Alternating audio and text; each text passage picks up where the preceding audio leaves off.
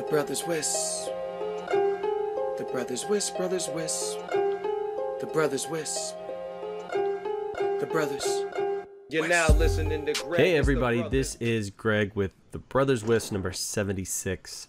I'm coming all the way from Texas, the motherland, College Station. It's football day, so everybody else is actually watching the game, and you know, I'm keeping it seen. I like to think of myself as the placebo in town. I'm the only one that hasn't like bought into the A&M football, the Aggies, man. It's like a cult, right? And so I'm just kind of a casual observer on the outside.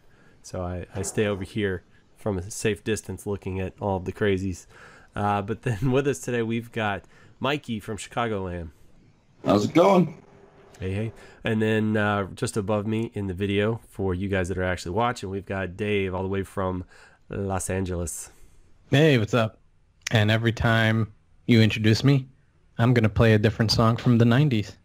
Oh, my God. Remember that one? All right, cut it. All right. Because then we'll get copyright infringed. That was just enough. Oh, that snap. was perfect. Okay. You get like a second and a half, and then you're safe. You got to have some traveling music. You got an intro. Yeah. What you need is like a big old dude behind you with a boombox on his shoulder, just following you everywhere, playing your theme song. That's my bouncer. I'm gonna tell your wife you called her a bouncer. So, new patrons. For those who haven't heard us say it a million times, we have a patron account, patreon.com/TheBrothersWISP. Whenever we grab a new one, we throw them a shout out here. We got Cedric Laurent. I'm not sure how you're supposed to say that. We do have a very active Slack that is patron only. So whenever you sign up for Patreon, you actually get access to the Slack. And I heard somebody, I think it was Ollie, said the other day, he said, this place is really, how did he phrase it? Something like really relaxed, because he joined, I think, a couple of WISP groups on Facebook, and I guess there was some fairly vicious attacks going on at the time, or just, I don't know, you know, stuff, the internet is the internet, right? And when stuff's wide open, things get a little hairy. So I guess just the civil discourse we tend to have, even if people disagree, it's still civil, right? We keep it classy. So I took that as, I put that on my sash as a badge of honor there. I really enjoyed hearing that. But speaking of patrons who help us keep the lights on, we also have our ever vigilant sponsor, Sonar. Scalable, intuitive, comprehensive ISP billing operational support system. Keep all of your stuff together. For you guys with Rick and Morty, get your stuff, get it all together and put it in a bag. Just put it in a bag. And that is Sonar. They're great at that. And not only are they actually getting so popular out in the real world, because I mean I run into more people using it, but we've kicked real world. So like Walmart. You find some users at Walmart. Well, a lot of yeah, that in like 5 teeth altogether. That's what you find at Walmart. But we've created a channel just for Sonar in our Slack. That's how much discourse is going on about it. So pop over to sonar.software, give those guys a look, see what you think. You guys ready to jump into the stuff with the things? I'm ready to make fun of Mike and you. Let's do it. All right, sounds fun. Let's see who gets more jabs in first. So Mike made note of, because it was in the release notes from the newest Mikrotik, what is that, 6.43? Is that what we're at? That just came out not too long ago? I think so. They actually are renaming their release channels. Is that blowing your skirt up, Mike? It means the same thing to me. So there's 3 different sets, and don't use the first one in production. Second one's probably okay. Well, they used to call it what, RC, release candidate, and now they've changed that to beta. Is that right? No. Well, I think the software download was always called beta, even if the chain was not.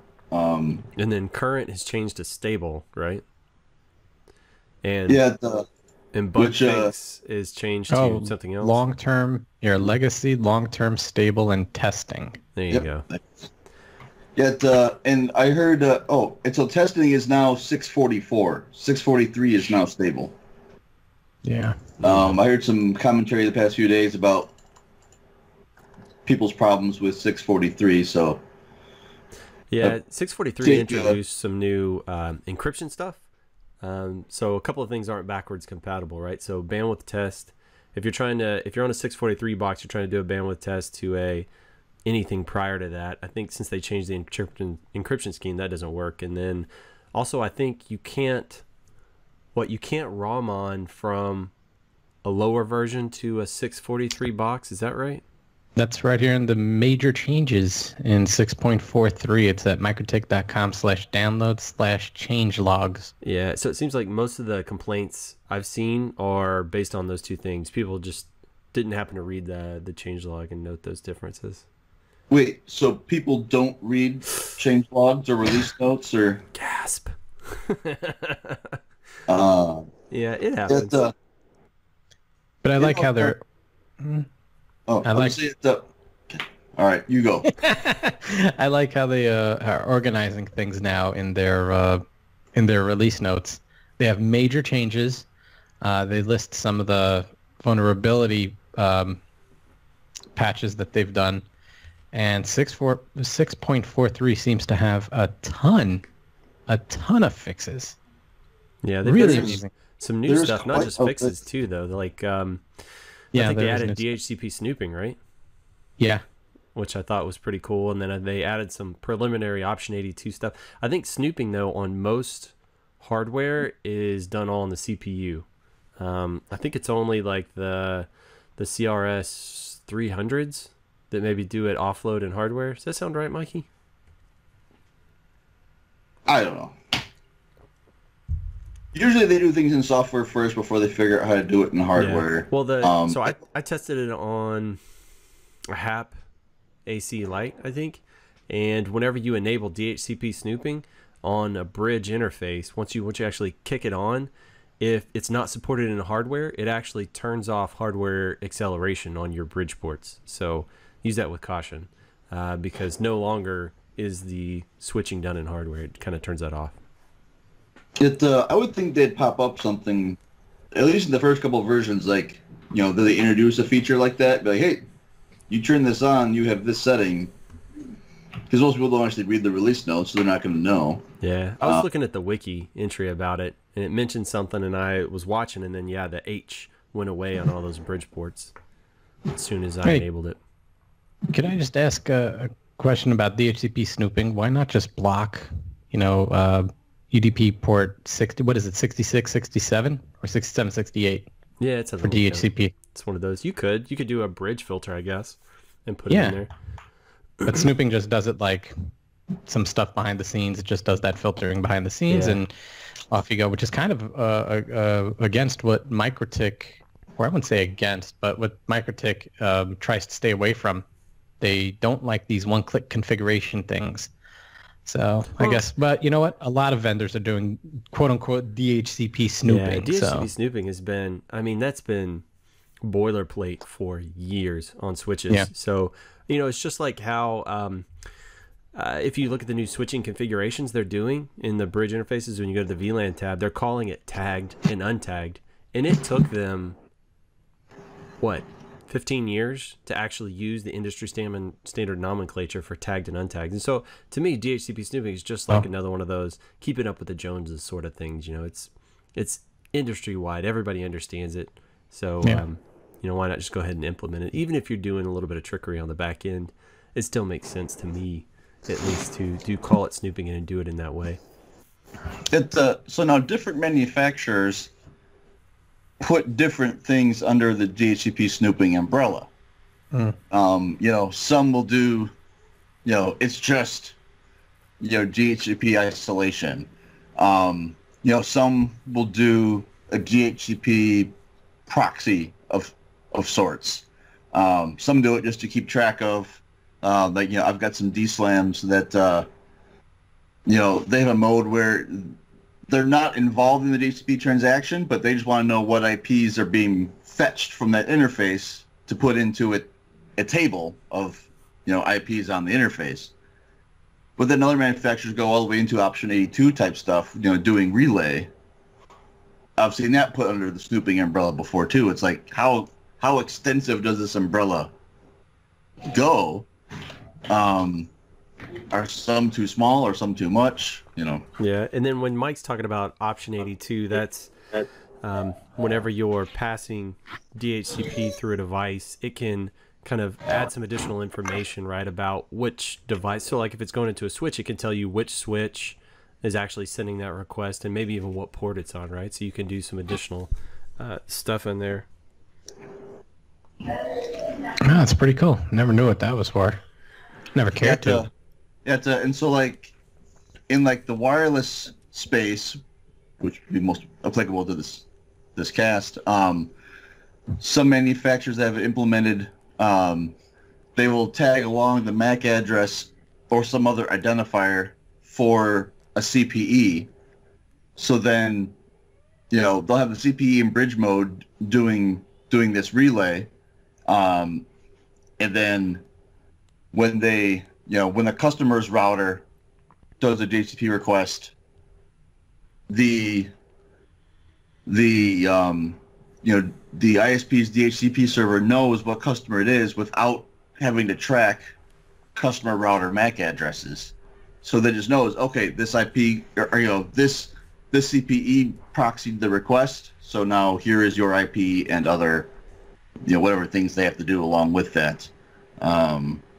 In some of the DSLAMs I work with, they tag along, this is the chassis number, the card number, the port number, and then which service ID or VLAN or whatever within that port, so then you can specify different, specific IPs for specific port VLAN combinations across the whole infrastructure. Yeah, I know some manufacturers also use DHCP snooping for additional things, like in a Cisco switch.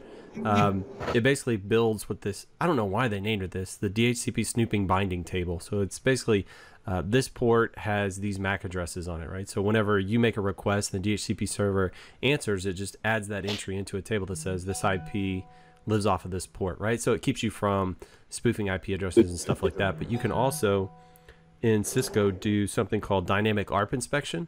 So it can block MAC addresses and I think also gratuitous ARPs and things like that off a port based on the snooping binding table, right? But if you don't have DHCP snooping enabled, you can't build that table, so you can't use those extra features. So, I think it's useful in a lot of ways. Not to say Mikrotik does that or really anybody else, but I know Cisco does it, and it can be a pretty effective way of protecting your network. I know a fun little fact though is if you turn on dynamic ARP inspection, it'll let you do that without DHCP snooping, and then just everything quits working altogether. It's really fun when that happens, and I've had it misbehave sometimes and just entire chunks of networks quit working for some odd reason.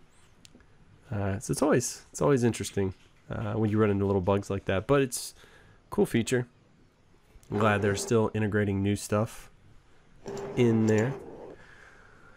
All right, so while we're talking about Mikrotik, you want to talk about their new gear they just released? Sure. All right, so they put out a newsletter, but really the newsletter just kind of talks about the hardware. So they have the 4011 that just came out. So they have the 4011 Wireless, right, which is dual chain. It's got 4 antennas. It's starting to look like those Asus Spiders or whatever. Oh God, don't ever compare those two. Seriously. Don't even say that word on this show anymore. Oh, but it's got a quad-core ARM processor, 1.4 gigahertz. I think isn't it the same processor that's in the 1100 AHX4? I think that's got. Yes, it is. But there was one difference with the AH11X4. I forgot what it was. Nick was telling me about it. It's got 10 gig ports. It's got an SFP plus cage, so it's actually got 10 gig off of this guy, whereas the 1100 AHX2 does not. How would you even use that? Well, you got 10 ports, 10 gig ports, so I guess if you're flanking them 100%. You can whatever. Or well, like if you have a bunch of access points of whatever variety, and you have a 60 gigahertz or 80 gigahertz backhaul that does multiple gigs. If you need more than 1 gig. Oh, for that one port, go where to are you going to 10 send gig, it? Not bonded. Yeah. So then it could have 2 gigs backhaul feeding it or something like that. It would also be good for, say you got an office building that you've got dark fiber into, and you want to feed a gig port to each one of those customers. I mean, that would be a really good endpoint device like that. They have it in 2 versions, the wireless and wired, right? I guess wireless and non-wireless, whatever. The wireless, they're saying street price about $250. The wired, they're saying it's about $200, about $200. Yeah. And it comes with rack ears, which is cute. It's kind of weird. It's still the small form factor case, as opposed to like the RB4011 rack mount and the 2011 rack mount. It's pretty much the same case, but 4011 just has that super tiny case with the extended ears. Whatever. Go to the website, you take a look at it. I think it looks clean. I like the design. It's supposedly cast aluminum body, I think, so it's going to be good for heat dissipation, and I think it'll have some heft to it, so it'll actually feel like an industrial piece of equipment, which is nice. And I guess some distinction here is that they've announced some of this stuff before, but it's hit Mikrotik.com, which means that it should be on shelves shortly, and it means that there's pricing available now too.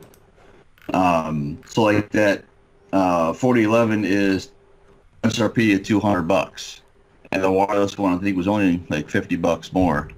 And so that's that's kind of a big thing, is that it's $50 more. So it's now we know pricing and we know it's going to be here. Yeah.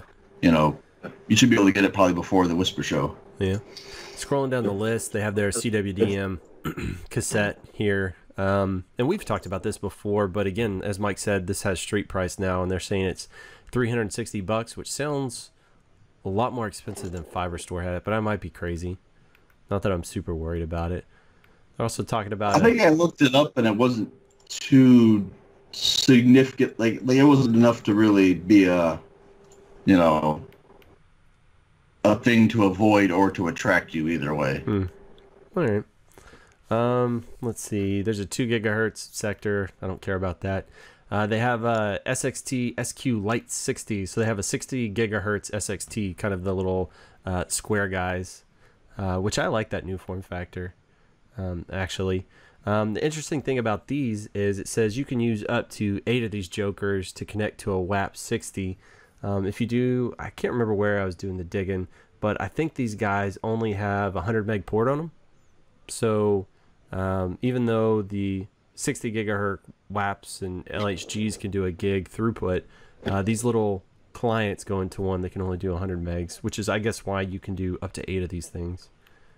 I can't imagine the chipset itself doesn't have gig support, so it's got to be just pennies of difference in actual costs. So why wouldn't they just make it a gig? Maybe it's so you don't overrun the 60 gigahertz WAP. Maybe they don't want people plugging in 8 of these things with full gig to a WAP 60, and they're like, why am I not getting all this throughput? What's the beam width of the WAP 60 anyway? I think it's 60 how wide could you go? Somewhere running Jesus. Wow. That's really wide for that kind of megahertz. That's really wide. Well, they do the beamforming and stuff, right? So hopefully that helps. I'm sure when you're still using you want more gain. Yeah, I mean, these things are wide like that. You probably don't get a whole lot of distance. I think they're saying the SXT Lite 60s up to 200 meters. So it's for fairly small. They can narrow the well, short distance, but if they can narrow down the beam. And by the way, why doesn't Mikrotik have anything that's got a really narrow beam width so they can get more gain out of it? How come it's always like 60 is the I think was 60 the smallest beam width I've ever seen, or 40? They may have had something that was 130, but I'm not sure. It's still like all the other manufacturers Maybe have like things that the- are like 3 degrees. Maybe like the Dynadish or something like that. I don't know. I'll look it up. Last time I checked, it didn't have that. None of them have narrow beam widths. They probably tell you to buy something with pigtails, so you could just go to whatever antenna you want. Yeah, Which exactly. goes over to like the BaseBox 6. Although isn't that a 6 gigahertz radio? Yeah. Yeah. Yes, and there's no way they're going to be able to use that here in the States, so I'm not sure what market that was intended for. Yeah, I was going to say that doesn't really apply to us, right? I mean, like, we have licensed 6 gig. It's just like the requirements are so high as far as like the quality of the output, of the RF output, and it's extremely rare for something Wi-Fi based to be able to meet those requirements. That's why they're always $10,000 for a link instead of $400. Interesting. They're also sporting a couple of new SFP modules. It looks like 80 kilometer optics. They're saying street price on a regular duplex optic is $40. And I think they have a BD pair over here that's 90 for the pair. It looks like BD. Or bi-di, however you want to say it, bidirectional. So, transmits on one frequency and receives on the other in 80 kilometer. I mean, it's not terrible on the price. Yeah, just buying so much from Fiber Store, I just kind of wonder, like, I mean, I guess, Mikrotik does have a larger distribution channel than Fiber Store, but, Fiber Store is catching up. They got 2 U.S. warehouses, they got Australia, and a bunch of others, and like, a couple in Europe. I've had really good success using the Cisco coded optics in Mikrotik kit. So if you look at, I think the single mode 10 gig Mikrotik optic is somewhere street price around 130, 140, depending on what vendor you're looking at. And if you look at the equivalent Cisco optic on Fiber Store, it's like $40. So, I mean, I just got them for 35. Yeah, there you go. Just a standard distance 10 gig. Yeah, those are, or single mode. Yeah, those are, I think last ones we bought were 34. So yeah. Cheap as hell, but when you got to buy 12 of them, it adds up. Yeah, Whatever. Yeah. So it definitely makes sense to get the Cisco coded Fiber Stores as opposed to the Mikrotik ones. Not that I'm telling anybody. In my way, you're supposed to be very lawyerly about it. In my opinion, it seems more thrifty to do it one way versus the other. But dude, everybody's gonna go to where the price is best and it's reliable. I mean, whatever. Whatever. But does Mikrotik even have an an OAC? Instead of a DAC cable, I bought a whole bunch of OACs with an optical something.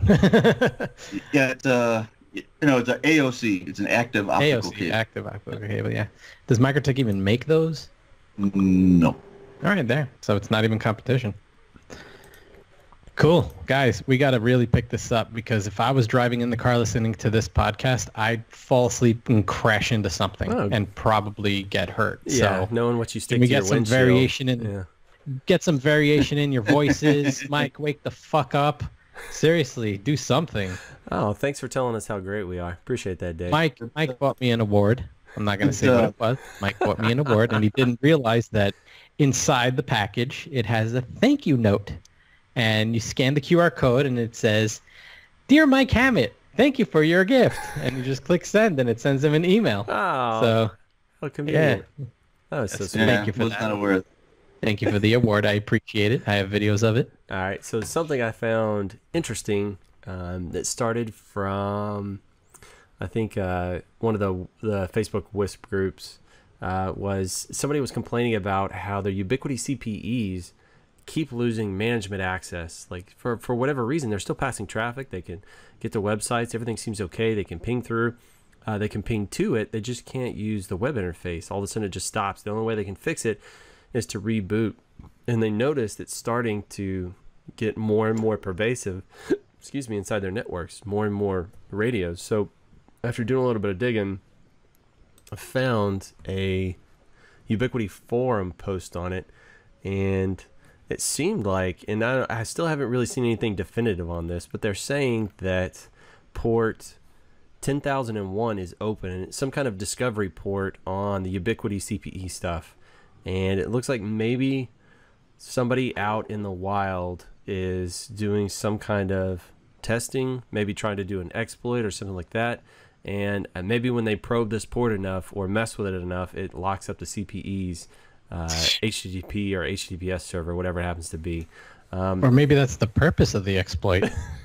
It could be. Who knows? It could be. Usually it's, I mean, they want to get something out of it as opposed to just kind of jam people up. So it seems like a lot of people are saying go ahead and block 1001 coming in from the internet on your firewalls. But then I saw was it some 1001 or 10,001? sorry. I'm sorry. But then Yeah. I saw somebody say that they had blocked 10,001 after reading this post, and it was still happening. So I don't 100% know it, and there's no resolution in the thread to it yet. It sounds like they're trying to set up some honeypots and just figure out what's going on. But I was just curious for any of you guys listening, if you've run into this, if you've seen it, because there was a lot of people jumping on that bandwagon saying they've started seeing this. So hopefully they nail down whatever this is, or if anybody has found a fix for it, drop us a note. I'd be really curious. Mike, you run a lot of Ubiquiti stuff with public IPs right on the radios, right? Yeah. Have you seen any of this? I have not noticed any ill effects.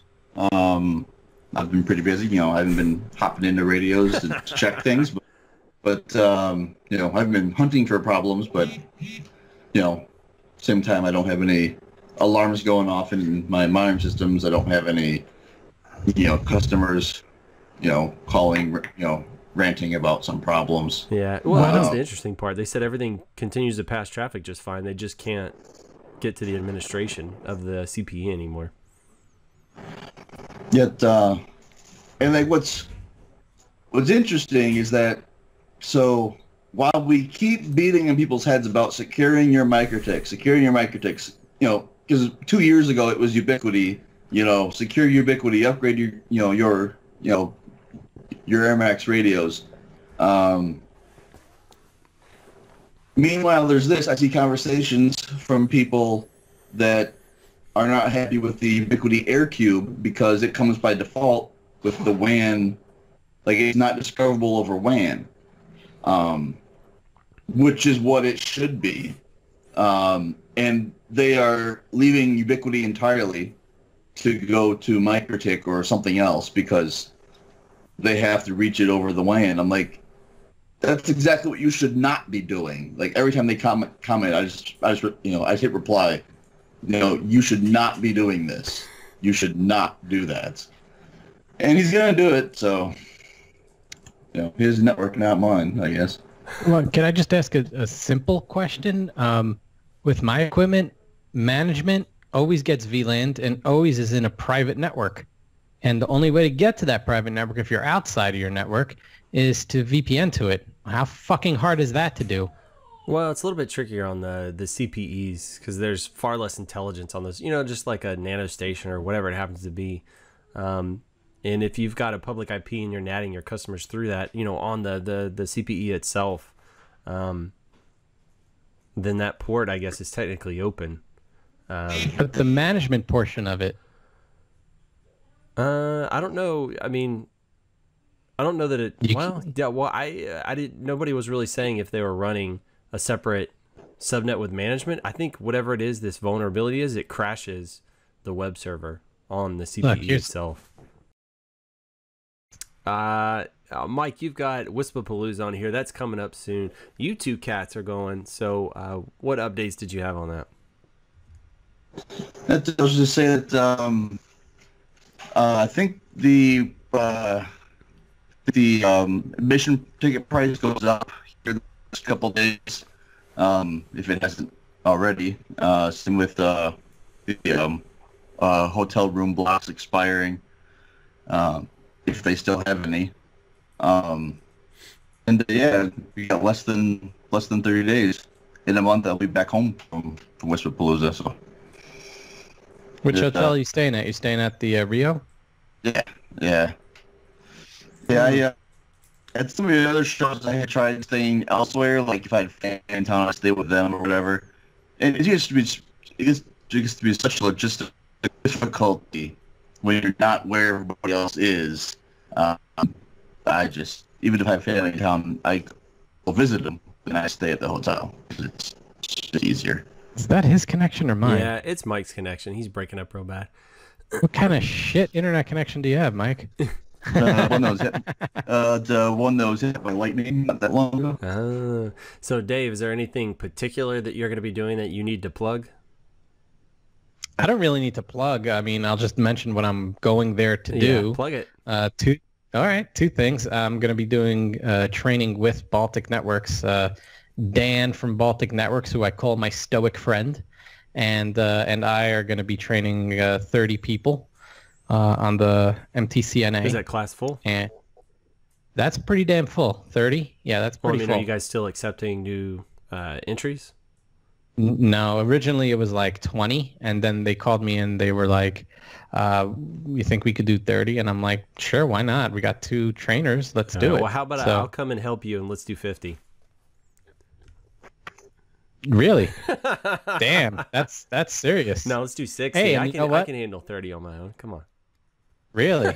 Shit, dude, that's pretty serious. No. When it comes to the labs, you got to run around and plug in wires and see what people are doing wrong, and God. But yeah, that's what I'm doing there. And then also my wife's nephew just got accepted into college over there. He got in on a full hockey scholarship. That's so bizarre. Hockey scholarship in Vegas. Yeah, right? I mean, the hottest place in the world. And they have, well, look, in Dubai, they have an indoor ski slope. So go figure. But yeah, he's looking to get accepted by the NHL. They're looking at him. And it's fun. I got him an award. Yeah, you've told us all about his award. Yeah. So he has one, and the dorm loves it. The door handle on the fridge broke, so they replaced it with the award. God. So every time you have to open the fridge, you gotta hold the award. Oh God. All right. So let's see. I have a couple of discussion topics. One thing I was curious about, because I've been sort of researching disaster recovery and kind of how people do storage and all that stuff, blah, blah, blah, was an Amazon S3 bucket versus Dropbox or say Box.com, and sort of what's the difference between those. And I sort of thought I knew what it was, and I just verified it in the Slack a couple of days ago, because there's a lot more server-centric guys in there than me. I just sort of dabble. But Amazon S3, you basically pay by how much you store, and it's sort of broken into 3 categories. One is active, you're using these files all the time. One is less active. I can't remember what the nomenclature is for it, but you don't access it very often, and it actually is cheaper to store it that way. And then they have what they call cold storage, which is super cheap, but they expect you to never utilize it, right? It's for like HIPAA compliance or something where you have to store files for 30 years or some junk like that. And it seems like Amazon S3 bucket is great if you need like a file storage for an office and they just need like a window share over to it, whereas Dropbox and Box are more like every user has to have an account, right, that you kind of log in and out of. I'd really like a way, just kind of a general Dropbox or general bucket that people could just dump giant files in. For me personally, because I was thinking about on this podcast having you guys record your audio locally and then dump it into something convenient, and so I haven't really figured out what the best way for that is. If you guys have any ideas, any of the listeners have any ideas, let me know what you think about that. Are you guys using any of the S3? I mean, everybody uses Dropbox, right? It's pretty common. Yeah, so I use Dropbox as a file request feeder for something. So that, I send people URLs, and then they go to this URL and upload, whatever files to this website, and it goes right into my Dropbox. Was that something that's always live? So I could just create one of those and send you guys a link, and then whenever you're done with some stuff, you can just dump it in there, or is it sort of a one-time thing? It's customizable. You can do various things, including, forever. I'm curious. Dropbox is mostly for just file sharing. Yeah. I mean, that's for people sharing files. Whereas I think Amazon might be, well, last I remember, it was just for storage. But they've obviously changed from that. Yeah. So I know some guys that run their like, I think their active, is it their Active Directory off of that? And I think like the Amazon S3 bucket, they tied into it. So, I mean, they were using it like a Windows file server almost.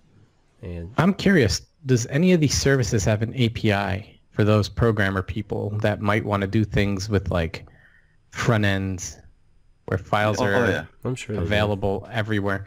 Well, let's see. Let's see if I'm pretty sure Amazon does, because they pretty much have every feature imaginable.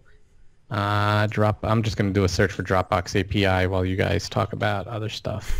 Mike, what the fuck? What are you, flatlining? No, in the middle of swapping out all the hard drives in the server down in Indy. So I'm doing some KVM stuff. Oh, hell. Well, we're already at an hour and 10 minutes. You guys want to stick a fork in it? And I didn't want to argue with Dave too much, so I just... Oh, dude, Mike and I, it's hysterical. Mike and I are polar opposites on Facebook. I mean, when I see you, I'm totally cool with you because I don't care. I think 50% of Mike's post, he's just baiting. He's just chumming the water, seeing who's gonna come up, who's gonna take the bait. I had one of those yesterday about rescuing people from hurricanes. Oh God, yeah, dude, I saw it. Let's not bring. I saw it. I wasn't going for that bait. Oh Lord, have mercy. All right, so Mike, if people want to get a hold of you out on the internet, how do they do that? Don't. All right. Mike is still dead at the moment, everybody. I mean, like, I'm working during a podcast, so I'm busy. I know. All right, so facebook.com/TheBrothersWISP. That is Mike. All of that juicy content that gets put up there, all the links, all of the insights, the witty responses, all those biting criticisms of vendors, which he needs to try and be nicer. He's trying to how to win friends and influence people. It's not by calling them idiots. Or yelling that their products are stupid, Dave. So yeah, I didn't say their products are stupid. So I said they're piles of shit. That's a good way to get a hold of Mikey is through the Facebook. So thank you again, Mike, for all the great content. Dave, if people are going to get a hold of you out on the internet, how are they going to do that? You know what? I'm going to send them to my Facebook page. It's facebook.com/bunnynibble. Oh God, you just wanted to say bunny Don't nibble. even ask. Throw out Yes, out your penny tone stuff real quick. Do that. Okay, Dave's so a VoIP guy. If you want to get some VoIP help, or you do hosted VoIP, right? So you could help people with that.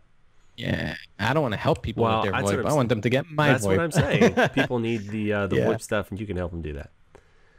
Yep. Phone systems. David@pennytone.com is my email, and soon we're going to be coming out with some pretty cool portal stuff. Nick and I are working on. Well, Nick is working on that.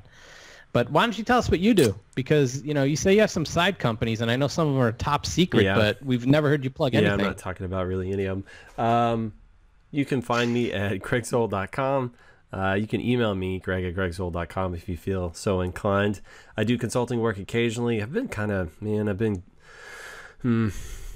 ebbs and flows, how everybody goes. It's cyclical, and so right now is one of my slightly busier times, but I can do a little bit of stuff. I usually like doing PGP stuff. That's kind of my bag. I dig that stuff. What else?